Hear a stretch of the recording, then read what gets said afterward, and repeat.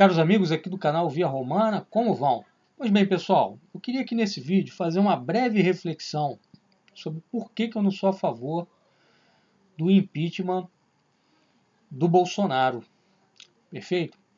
Já há quem comece a falar disso, inclusive há dias atrás eu vi um artigo do pessoal da Nova Resistência, o pessoal ligado à quarta teoria política, em que eles defendem essa tese, em que dizem assim, olha, Mourão é muito ruim, mas Bolsonaro é pior, então é melhor que Bolsonaro caia e fique Mourão. Porque no fim das contas, Bolsonaro é o não governo. É melhor ter algum governo do que não ter nenhum. E o argumento central do pessoal da Nova Resistência é o seguinte, nós temos uma crise em face ao Covid-19, a coisa está sendo mal gerida, então com Bolsonaro aí como presidente vai ficar muito difícil, então é melhor que ele caia. A grosso modo é basicamente o que eles dizem. E aqui eu queria fazer uma reflexão, não é meu objetivo entrar em polêmica, estéril, mas sim fazer uma reflexão sobre essa possibilidade de um impeachment de Bolsonaro. O que ela significaria, o que ela poderia trazer se ela viesse a se efetivar. Perfeito? Eu entendo perfeitamente quem defende essa posição. Existem boas razões para defendê-la, é fato. Mas eu não estou convicto de que esse seja o caminho. Por outras razões que eu também considero muito boas. E nesse sentido é que eu gravo esse vídeo aqui. Tá? E vocês aí, que são meus espectadores, fiquem à vontade também para fazerem comentários em relação a esse assunto. Acho que é um assunto que merece discussão, debate, e por isso que eu vou trazer aqui uma posição diferente dessa que foi exposta pelo pessoal da NR, que é uma posição respeitável, evidentemente, mas que eu considero severamente limitada por uma série de questões que eu vou trazer aqui nesse vídeo. Perfeito, pessoal? Então, assim, na parte 1, eu quero falar aqui sobre o que o PT tem a dizer sobre o impeachment de Bolsonaro. Tá?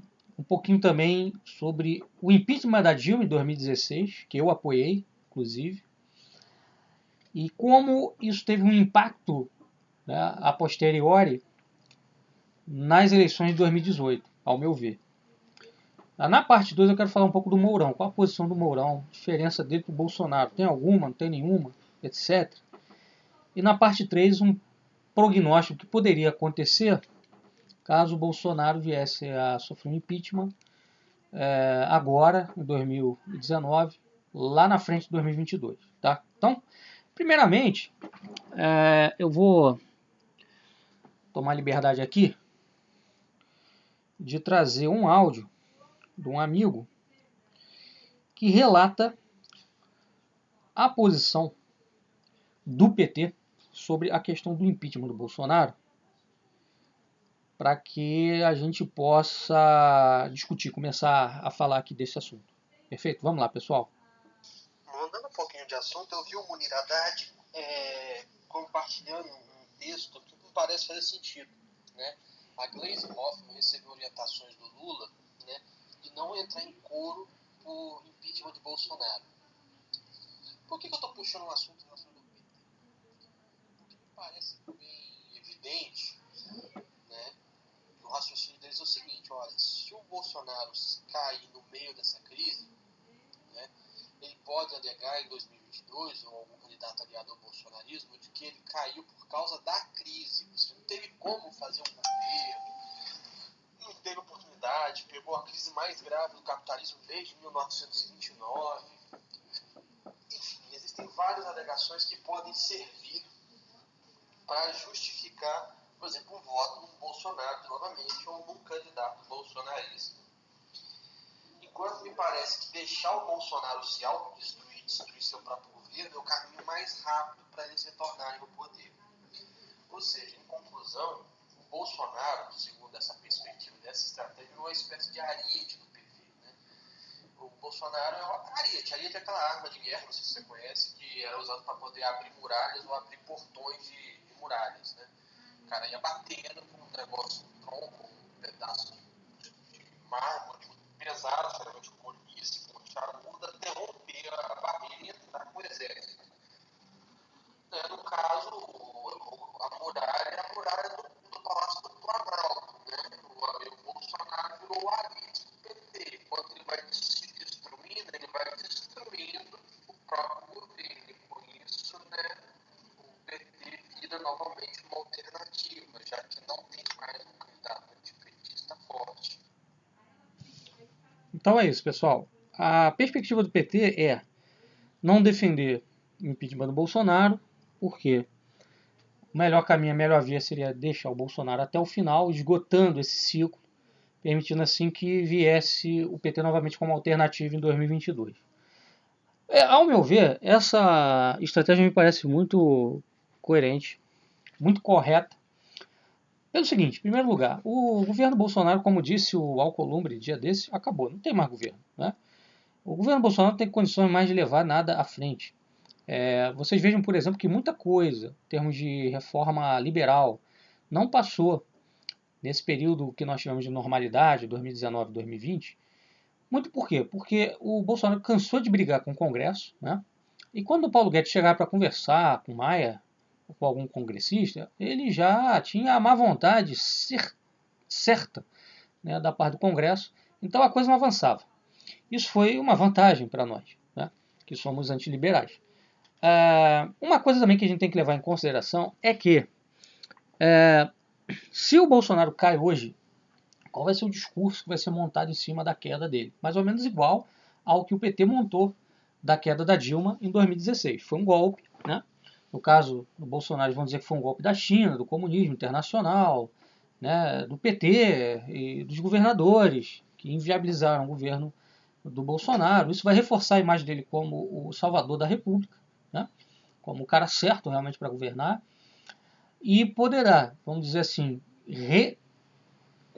paginar, né, o bolsonarismo em 2022 com algum nome que virá como, né, o representante de Bolsonaro, porque se ele sofre impeachment ele vai poder concorrer, mas pode aparecer um nome forte no meio do bolsonarismo que, olha, eu vou vir aqui candidato para dar continuidade ao que o governo Bolsonaro conseguiu fazer. Então isso é uma possibilidade. Uma coisa que a gente tem que lembrar, e 2016, me lembro que teve um sujeito, me reserva aqui o direito de não dizer quem é, que defendeu essa tese, que era a seguinte, de que a Dilma devia até o final, até 2018. A minha posição em 2016 era, não tinha governo, né? O país estava parado, o país precisava andar, precisava de algum governo, né? É melhor algum governo que nenhum. Então era melhor que a Dilma caísse. Mais ou menos hoje o mesmo argumento que a ANR usa para defender a queda do Bolsonaro. Perfeito? E na época eu acreditava que eu estava certo. Né? Imaginava que caindo a Dilma, né, cairia o PT e nós abriríamos a via para uma nova época no Brasil, em termos de política, um caminho para uma renovação e etc. E não aconteceu isso. Né? Pasme. A gente vê que na eleição municipal de 2016 o PT tomou pau. O PT perdeu feio em quase todas as capitais aí do país, principais prefeituras. Mas quando chega 2018, o PT consegue chegar ao segundo turno, né, e faz jogo duro com o Bolsonaro. Né?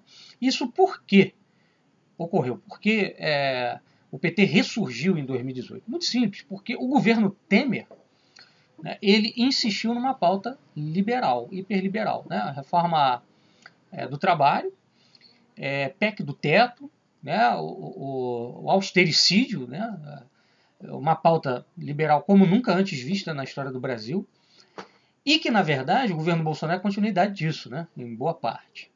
Então, essa política de austeridade, ela abriu caminho para que o PT se apresentasse novamente como alternativa. Olha só, eles estão destruindo o bem-estar do trabalhador, eles vão passar uma série de reformas duríssimas, né?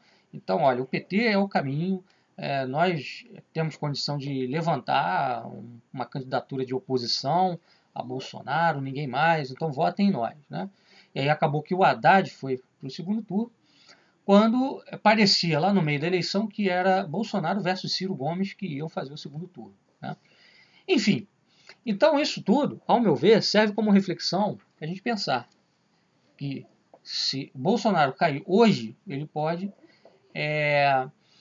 voltar em 2022, não ele pessoalmente, mas o que ele representa, né, com um outro nome, né, com um Haddad da direita, vamos dizer assim, que poderá vir a disputar a eleição com boas chances de chegar ao segundo turno e com boas chances de vencer a eleição. Né? A gente tem que lembrar também que tem um elemento aí em jogo, que é o voto da ala pentecostal protestante. Essa ala hoje eleitoralmente é muito forte. Eu acho que ela corresponde aí em torno de 20 a 25% do eleitorado. Então, assim, se o Bolsonaro cai hoje, qual a impressão que vai ficar? O cara era ungido de Deus, né?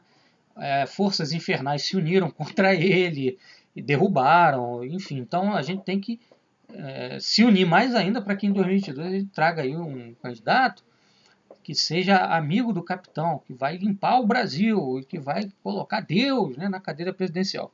Então, eu não sei se o impeachment do Bolsonaro vai ser assim tão bom. Eu considero que o Bolsonaro indo até o fim, esse ciclo de direita se esgota, dessa direita bolsonarista Olavete. Né? Por quê? Porque ele vai fazer um governo tão atrapalhado, dado que ele já perdeu completamente o controle do Congresso, né, do judiciário, dos governos estaduais, das prefeituras, ele não tem mais as instituições com ele. Essa é a verdade. Né? De maneira que assim, vai ser um governo desastroso. Né? Chegando em 2022, não vai ter como ele suster nenhum candidato, nem a si próprio, né, se fosse o caso dele se lançar uma reeleição, nem um candidato que ele apoiasse. Quer dizer, esse cara não ia ter a mínima chance de ganhar a eleição. Então você abre caminho para uma renovação política, não só para PT, né? Mas você abre caminho para uma esquerda alternativa com Ciro Gomes, você abre caminho para alguém de centro, um nacionalista mesmo, uma terceira posição nacional, não sei, enfim. Você vai ter várias possibilidades em aberto se esse ciclo se esgotar.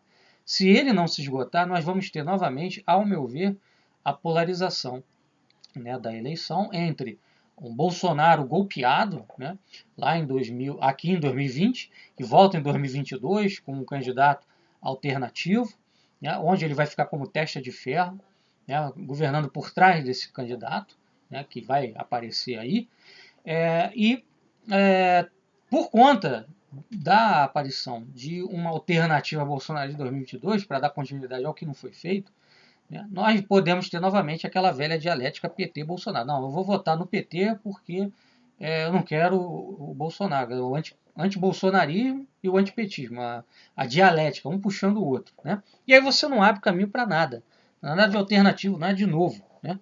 Em termos eleitorais.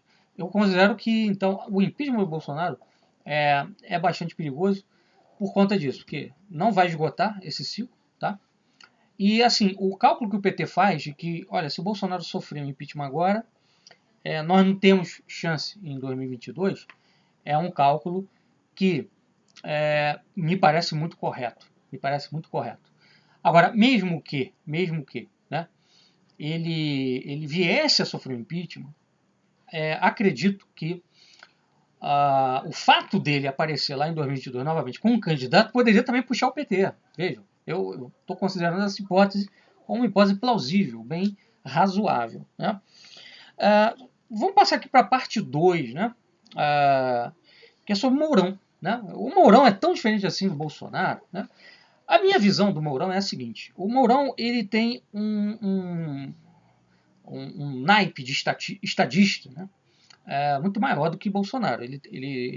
Você pega as palestras dele na internet, as palestras que ele deu na maçonaria em 2018, 2017, você percebe que ele tem um projeto de Estado muito bem montado, muito detalhado, diferente do Bolsonaro. Bolsonaro é um sujeito que não tem nenhuma articulação intelectual para elaborar um projeto desse tipo. Mourão tem. Né?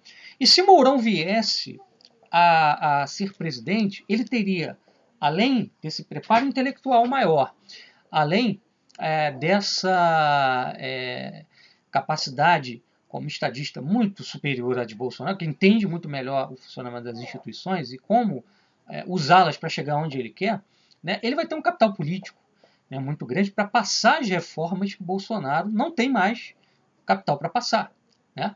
Porque ele já não tem mais o Congresso. A gente tem que lembrar só o seguinte, né? O Bolsonaro, ele, no início do governo dele, ele tinha o Centrão com ele tinha o PSL. Hoje ele não tem nem o Centrão nem o PSL. O PSL foi estilhaçado. Ele quer formar um novo partido. Se ele formar esse novo partido, mesmo que ele tenha sucesso, ele vai ficar com metade dos deputados do PSL que ele tinha no Congresso, né? Ou seja, o poder dele reduzido à metade. O Centrão já não tem mais, não dá mais apoio ao Bolsonaro, né? Prova disso é que essa semana mesmo passou a votação aí na Câmara do projeto do Maia de recompor o ICMS dos estados, indo contra o que o governo defende. O governo perdeu de forma cachapante. Se vocês virem o resultado da votação na Câmara, é uma derrota cachapante, né, do governo. Então, se mais o governo não tem mais nada ali dentro do Congresso. Tá? O que você teria, né, se o Mourão virasse presidente? Você teria novamente uma interlocução boa entre executivo e legislativo, executivo e judiciário, executivo e governadores, executivo e prefeitos. Então você conseguiria fazer um pacto federal em torno das reformas. Né? Que reformas? Reforma tributária, reforma administrativa, uma série de reformas que ainda querem passar. Perfeito? E que o Mourão também está comprometido. O Mourão ele não tem uma agenda diferente da do Bolsonaro. A diferença para o Bolsonaro é a elaboração intelectual, né, a superioridade dele, em termos de visão de Estado, ele entende como funciona, sabe como usar os instrumentos de Estado para chegar onde ele quer, e o capital político, né, e o gradualismo, ou seja, o Mourão não é do mesmo estilo do Paulo Guedes, embora ele pense igual ao Paulo Guedes, mas ele pensa de forma mais gradualista, ou seja, fazer isso de forma mais gradual, em vez de fazer de forma imediata. O Paulo Guedes, por exemplo, a reforma da Previdência dele era para arrebentar tudo de uma vez. O Mourão nunca ia defender uma coisa dessas. Né? Ele defenderia uma coisa um pouco mais amena para depois fazer uma outra, mais radical, daqui a alguns anos. Perfeito? Se vocês pegarem a palestra do Mourão na maçonaria, numa loja maçônica, lá em 2018, tá? Procure Palestra General Mourão, Maçonaria e Sociedade, é o canal Maçonaria e Sociedade. Ele lá fala, no meio da palestra, quais são os pressupostos de governo que ele defende, naturalmente, na época, se apresentando como um vice do Bolsonaro. Primeiramente, privatizar tudo. Tá? Tudo que puder privatizar no menor tempo possível, ou seja, entre 3 e 4 anos. Perfeito? Desregular tudo também. Né? Estado mínimo mesmo. Funcionalismo reduzido ao mínimo necessário. Meritocracia no funcionalismo público. Então você praticamente quebraria, né, a estrutura de um funcionalismo público ativo, atuante. Você teria um número muito reduzido de funcionários públicos de carreira. E a maioria dos servidores públicos seriam contrato, né, terceirizados. Enfim, você praticamente acabaria com aquela ideia de você ter o servidor público de carreira que faz parte daquele métier do Estado profundo, né? Do Deep State, como está na moda falar hoje. Quer dizer, que não ficaria à mercê da mudança de governo. Quer dizer, num quadro desse, né, cada governo que entrasse poderia renovar basicamente aí, boa parte do funcionalismo do governo anterior, como acontece muito em prefeituras. Isso prejudicaria bastante a continuidade da prestação de certos serviços sociais à população. Tá? E aí eles põem também que ele defende a aplicação dos critérios de meritocracia no funcionalismo, quer dizer, como se o funcionalismo fosse produtor de bens quantificáveis, como só ia acontecer, né, no mundo da iniciativa privada, né, da produção industrial, etc., que você consegue vigiar, o cara produziu X, né, então ele merece uma promoção. Como é que seria essa meritocracia? É a questão. Né? Então isso mostra que há uma mentalidade na cabeça do Mourão de aplicar os mesmos métodos do sistema privado ao sistema público, como se fosse a mesma coisa. Né? Ele fala também do livre mercado como solução para todos os problemas da economia brasileira. Tá? Fala também de reduzir radicalmente recursos das universidades para aplicar em educação básica. e fala de um federalismo radical, à lá Estados Unidos, ou seja, os estados com muitíssima autonomia. Né? Então, assim, qual é a diferença disso para o que o Bolsonaro defende? Nenhuma. Né? Essa é a agenda do governo Bolsonaro. A diferença é que o Mourão ele vai ter, se ele virar presidente, a capacidade e o capital político para levar isso adiante. Né? E o Bolsonaro não tem mais. Então a gente tem que pensar, será que vale a pena defender o impeachment do Bolsonaro? Né? Ou será que não é melhor deixá-lo até o fim, esgotando esse ciclo para abrir alternativas? Não só uma alternativa de uma volta do PT, mas alternativas realmente nacionais, né? De terceira posição nacional, ou até mesmo uma alternativa de esquerda que seja, não que eu defenda voto nisso, mas que seja menos ruim que PT. Porque assim, se você tem o Bolsonaro caindo agora, ele volta em 2022 com algum candidato, com um Haddad da direita, né, que vai estimular novamente essa dialética petismo versus bolsonarismo. Né? E isso não acaba nunca, a gente nunca vai ser liberto desse ciclo infernal. Né? Então eu estou pensando em termos mais amplos. É uma reflexão que eu compartilho aqui com vocês, né? E acredito que essa reflexão é muito pertinente para esse momento, porque por conta dessa crise do coronavírus, vão começar a crescer os clamores em torno do impeachment de Bolsonaro. Né? Então eu, a princípio, me posiciono contra. Eu sou a favor de levar esse mandato até o fim, né, de esgotar esse mandato e esgotar esse ciclo. Imagino que fazendo isso, esse ciclo se esgote. Até porque em 2016, eu, ao meu ver, hoje, né, avaliando com o passar do tempo, errei ao defender o impeachment da Dilma. Imagino eu que se a Dilma tivesse chegado em 2018 como presidente, o PT teria se arrasado de vez e se estilhaçado definitivamente. Não teria a mínima chance de levantar um candidato como o Haddad, levando para o segundo turno, e certamente você teria um segundo turno entre Bolsonaro, né, e algum outro candidato, e aí talvez o resultado fosse diferente, né, porque certamente você teria um candidato de direita, estilo Bolsonaro, mas você não teria o PT. Né, e não tendo PT, você não teria aquela coisa, vota em mim, porque eu sou a única alternativa que pode tirar o PT. Né. Você não teria o fantasma do PT a assombrar, você teria duas alternativas ou três alternativas que não teriam governado o país ainda, e aí você poderia ter um debate político mais racional e menos passional como foi em 2018. Pessoal, era isso que eu tinha a falar hoje, tá bom? Até a próxima, um abraço, valeu!